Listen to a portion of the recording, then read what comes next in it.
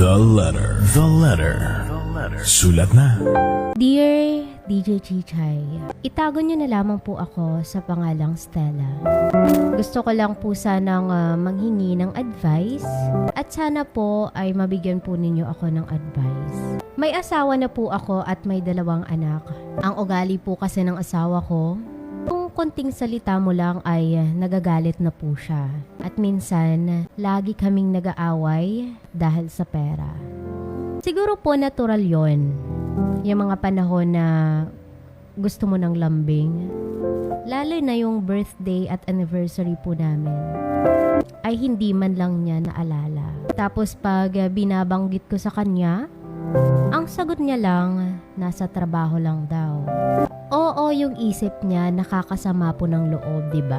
So ayun na nga, dahil sa unti-unti niyang pambabale wala sa akin, may isa akong nakilalang lalaki. At hindi ko po akalain na magiging kami. Ito po ay sekreto lang namin kasi may asawa na rin po siya at may mga anak na din.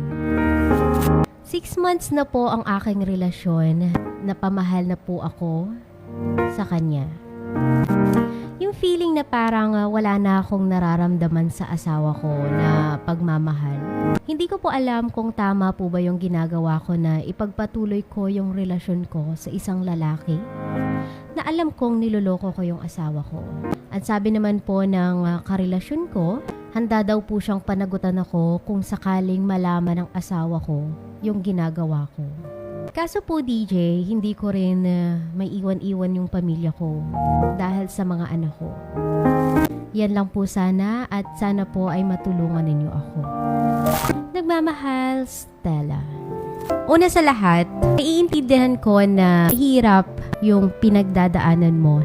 Para kasing nasa isang sitwasyon ka na kung saan, alam mo may problema ka na, didagdagan mo pa.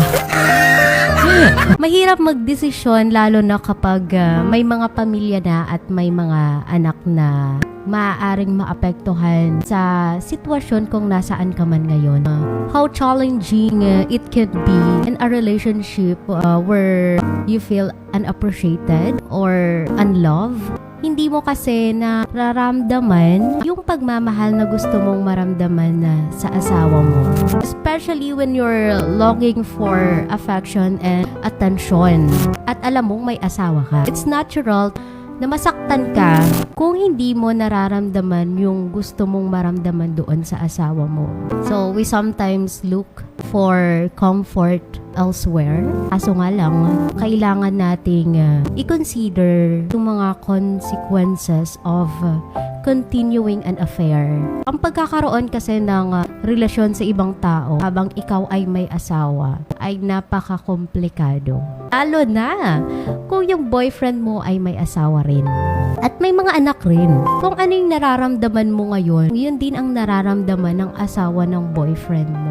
Kung nararamdaman mong di mo na kayang mag-sustain ng pagmamahal sa iyong asawa, walang nagbabago sa relasyon yung mag-asawa, gumawa ka ng paraan para mag-usap at magkaintindihan kayo. Pag-usapan nyo kung ano yung problema nyo. Kasi ganyan ang mag-asawa. Kailangan nag-uusap. Kailangan ng communication. Baka yun ang kulang sa inyo. Baka may issue lang na di nyo na-address sa isang relationship. Dapat may tiwala. Once the trust is broken, it's hard to rebuild. Importante rin yung well-being ng children nyo. Yun yung dapat factor to consider sa paghihiwalay ng mag-asawa. Kahit pa they don't fully understand what's happening, marami kang dapat i-consider bago mo isipin yung sarili mo. Kasi may mga anak ka na, pumili ka pa ng karelasyon na may anak at asawa din. Kung pipiliin mo na ituloy ang relasyon sa ibang tao, kailangan mong tanggapin yung mga posibleng maging resulta at maghanda ka sa mga consequence na pwedeng mangyari. Kailangan mong i-make sure na hindi mo sinasakripisyo yung mga anak mo. I think kailangan yun ng counseling and therapy para sa inyong problem para makatulong na maintindihan nyo yung isa't isa.